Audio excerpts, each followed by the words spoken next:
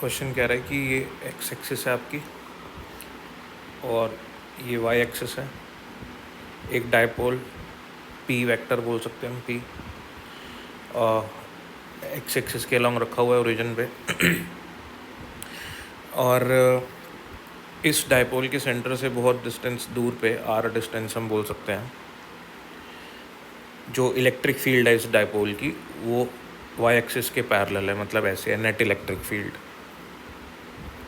तो बोल रहा है कि ये जो थीटा एंगल है ना, ये कितना होगा, ये हमको पता लगाना है। मैं क्या करता हूँ, इस डायपोल वेक्टर को दो वेक्टर्स में तोड़ देता हूँ। ये जो पी वेक्टर है ना मेरा, इसको दो में तोड़ देता हूँ। इधर आएगा पी कॉस, इधर आएगा पी साइन। तो ये डायपोल नंबर 1 बन गया पी कॉस थीटा, है ना, और इधर आ जाएगा dipole number 2 P sine theta. अब उसको भूल जाओ जो ओरिजिन पे रखा है। अब आपके पास दो नए डायपोल्स हैं।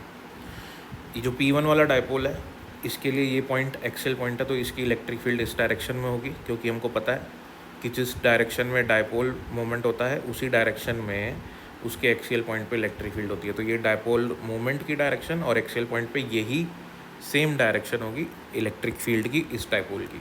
तो इसकी इलेक्ट्रिक फील्ड कितनी होगी, इसकी इलेक्ट्रिक फील्ड होगी, एक्सियल पॉइंट पे होती है के 2kp1/r³।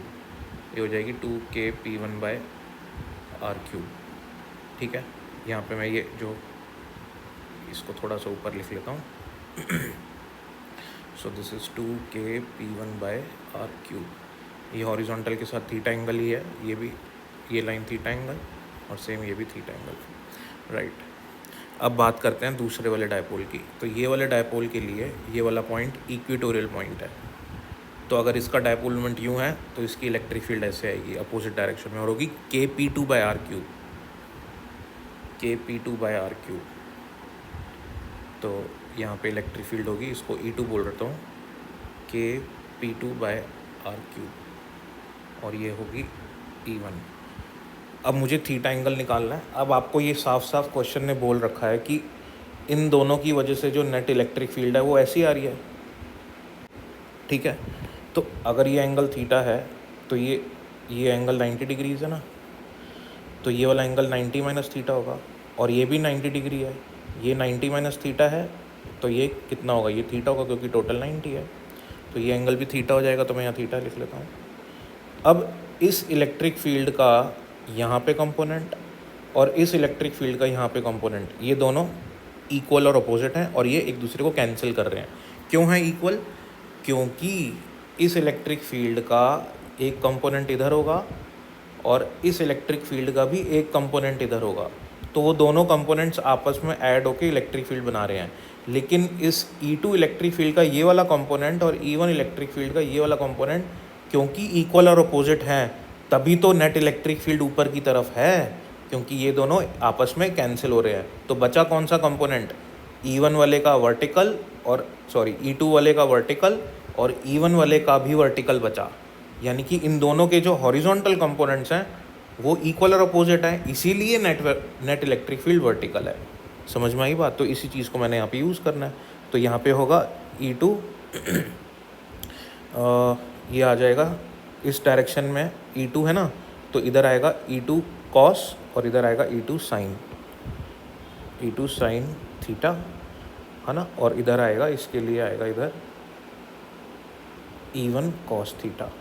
अब हमको इनको बैलेंस करना है और हमारा आंसर आ जाएगा। वैसे तो इसको हम डायरेक्ट फार्मूले से भी कर सकते थे, लेकिन मैं आपको इसको डिराइव करके बता रहा हूँ। बहुत सारी वीडियोस आपने देखी होंगी जिसमें आप शॉर्टकट से कर सकते हो, लेकिन मैं आपको पूरा मेथड बता रहा हूँ कि वो क्यों और कैसे हुआ, ठीक है। तो इसको एक बार डायग्राम को मैं थोड़ा छोटा कर लेता हूँ और उसको रीसाइज कर लेते हैं,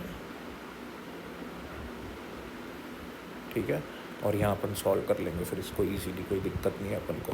ये E1 है अपना, तो अपन लिखते हैं E2 sine theta, E1 cos theta. E2 की वैल्यू पुट करता हूँ,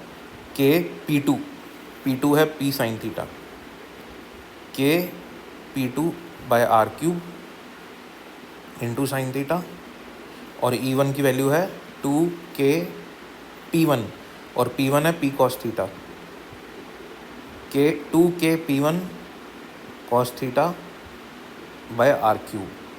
are cube cancel, K P cancel, K P cancel, क्या बचा, sine square theta equals to 2 times cos square theta. तो ये हो जाएगा, कॉस नीचे आएगा तो बन जाएगा tan स्क्वायर थीटा बराबर 2, theta tan theta equals to √2। तो tan थीटा बराबर √2 होगा। इसको आप एज अ जर्नल रिजल्ट भी याद रख सकते हैं। Thank you.